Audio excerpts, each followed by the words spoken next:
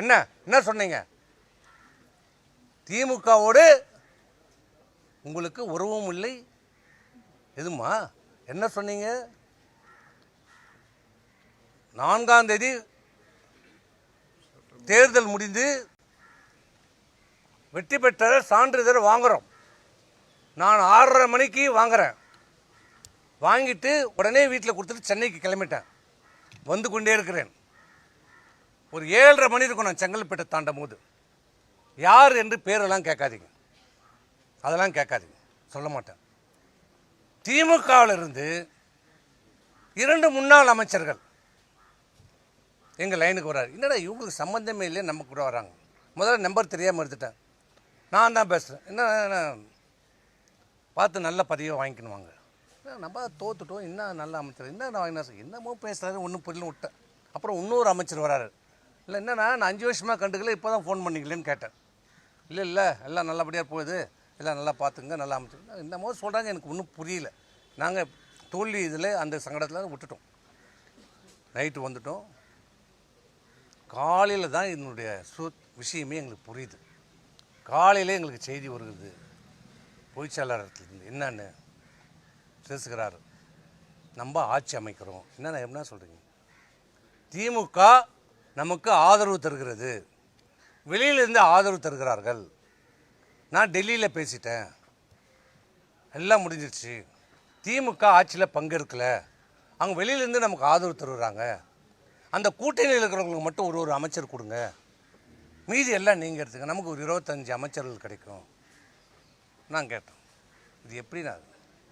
இந்த இயக்கம் ஆரம்பிக்கப்பட்டது எதனால?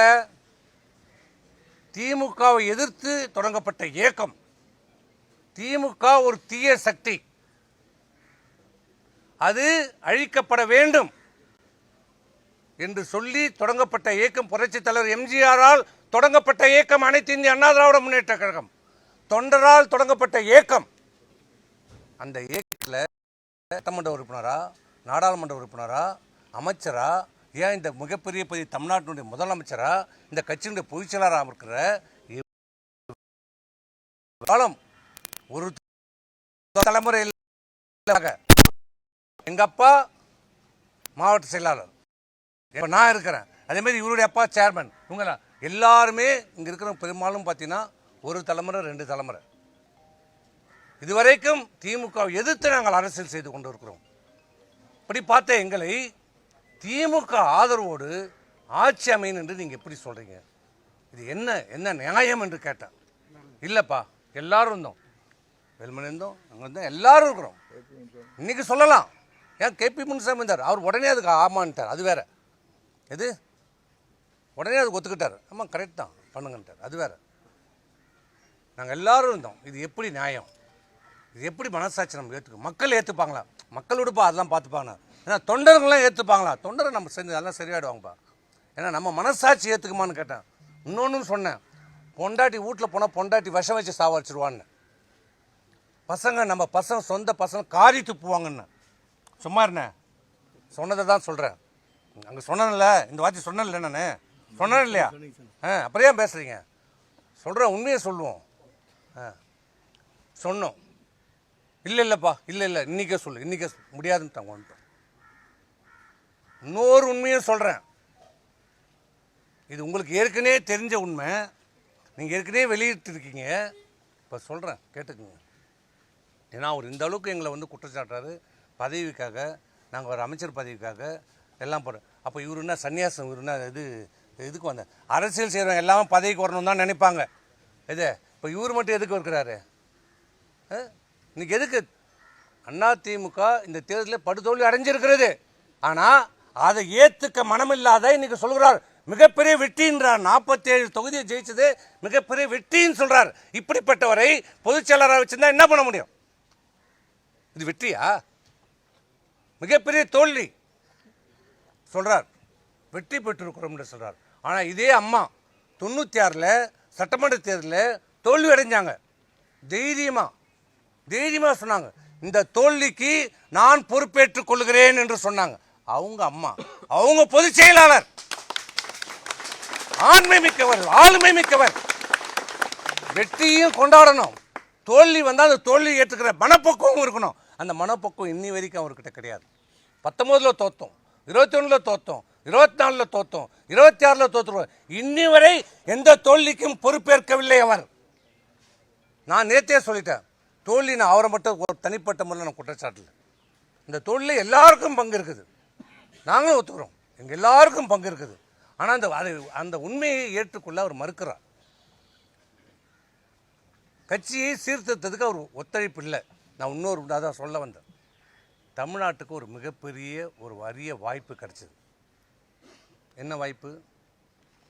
மிகப்பெரிய, நடக்க முடியாத, நினைச்சு பார்க்க முடியாத, சிந்திக்க முடியாத ஒரு வாய்ப்பு. சமுதாயத்திலேயே மிகவும் மிக மிக பின்தங்கி இருக்கிற தாழ்த்தப்பட்ட சமுதாயத்தை சேர்ந்த ஒருவருக்கு முதலமைச்சர் பதவி வாய்ப்பு வந்தது. திமுகவோட ஆதரவோடு ஆட்சி அமைக்கின்ற போது கம்யூனிஸ்டுகள் நேரடியாக டக்குன்னு என்று அவருக்கு ஆதரவு கொடுத்த உடனே திரு திருமாவளவன் அவர்களை முதலமைச்சராக ஆக்குகிறோம் என்று திமுகவால் முன்மொழியப்பட்டது. அவர் மட்டும் முதலமைச்சர், மீதி அனைத்து அமைச்சர் பதவியிலும் அண்ணா திமுக எடுத்துக்கொள்ள வேண்டும். 33 அமைச்சர்கள் நீங்கள் எடுத்துக்கங்க, திருமாவளவன் மட்டும் முதலமைச்சர் என்ற ஒரு வாய்ப்பு வந்தது. அது எங்களிடம், அதுதான் கடைசியாக அந்த கூட்டம் நான் ஃபோட்டோ காட்டினாரே, அதுதான் நாங்கள் போனது. அப்போ சொன்னோம், சரி திமுகவோட நம்மளால் முடியாது, அவர் திருமாவளவன் ஒரு வாய்ப்பு வந்திருக்கிறது, சரி பண்ணிக்கலாமா சொல்லுங்கள், அது என்னான்னு சொல்லுங்கள். முடியாது, ஏற்றுக்கொள்ள முடியாது. அது எப்படி விடுதலை சிறுத்தைகள் கட்சின்னு ஆட்சின்னு தான் வரும்? முடியாது. நான் இருந்தால் நான் முதலமைச்சர், இல்லை என்றால் நம்ம எதிர்கட்சியாக செயல்படுவோம். இந்த சேம் வேர்டு யூஸ்ட். நான் இருந்தால் முதலமைச்சர், நான் இல்லை என்றால் எதிர்கட்சியாக செயல்படுவோம் என்று சொன்னார். அப்போ சரி இதுவும் வேண்டாமா கேட்டேன். அண்ணா திமுக தொடங்கப்பட்டதனுடைய நோக்கம் என்ன? திமுக அழிக்கப்பட வேண்டும், ஒழிக்கப்பட வேண்டும், தீய சக்தி. அதனால் இந்த டிவிகே தமிழக வெற்றி கழகத்தினுடைய நோக்கம் என்ன? திமுக ஒரு தீய சக்தி. நம்ம 2 பேருடைய நோக்கமும், அண்ணா திமுகவும் தமிழக வெற்றி கழகம் நோக்கமும் திமுக அழிக்கப்பட வேண்டும். நீங்கள் திமுகவோட போகிற மனநிலையில் வந்துட்டீங்க. அப்போ அதை நீங்கள் பரிசீலனை செய்யும் போது ஏன் நம்ம அனைத்து இந்திய அண்ணா திராவிட முன்னேற்ற கழகம் மாண்புமிகு முதலமைச்சர் திரு விஜய் தலைமையிலான அந்த ஆட்சிக்கு ஆதரவு கொடுக்கக்கூடாது என்று கேட்டோம். இதில் தான் எங்களுக்கும் அவருக்கும் கருத்து வேறுபாடு வந்தது. அவர் எந்த எதுக்கும் ஒத்துக்கொள்ளவில்லை என்றதால் தான் நாங்கள் வந்துவிட்டோம். இதுதான் நடந்த உண்மை. இதுதான் நடந்த உண்மை. இதில் எந்த விதமான ஒளிவு மறைவே கிடையாது. எங்கள் மனசகத்தை உண்மையை இன்றைக்கி எல்லாத்தையும் சொல்லிட்டோம். எந்த காலத்திலையும் இன்றைக்கி சொல்கிறார், நான் கையெழுத்து போட்டு தானே இவர்கள் எம்எல்ஏ ஆனார்கள். ஏஃபம் உண்மைதான், பொதுச் செயலாளர் கையெழுத்து போட்டு தான் ஆகணும். அந்த பொதுச் செயலாளர் உருவாக்குறது யாரு? இந்த தொண்டர்கள். இவரா சுயமா வந்துட்டாரா பொதுச் செயலாளரா? யார் உருவாக்குனது? இந்த உலகத்துக்கே தெரியும், இந்த ஊருக்கே தெரியும், இந்த தமிழ்நாட்டில் இருக்கிற அனைத்து தொண்டர்களுக்கும் தெரியும், மக்களுக்கு தெரியும் யார் உருவாக்குனது. அவ்வளோதான். இதுக்கு மேலே நாங்கள் எதுவும் சொல்ல விரும்பலை. இப்போ சொல்வது அனைத்து இந்திய அண்ணா திராவிட முன்னேற்ற கழகம்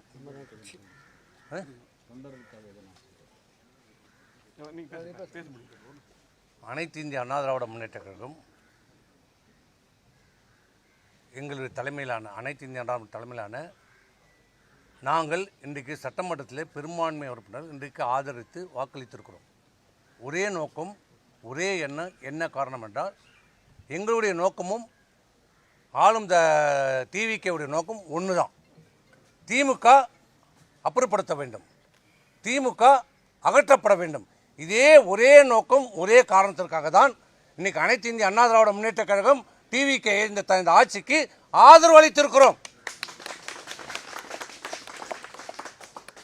இதுதான் ஒவ்வொரு அடிமட்ட தொண்டனுடைய உயிர் நாடி. அவன் ரத்த நரம்பு எல்லாம் திமுக எதிர்ப்பிலே வாழ்ந்தது. அதுதான் எங்களுக்கு. இதை தவிர்த்து வேறு எந்த நோக்கமும் இல்லை.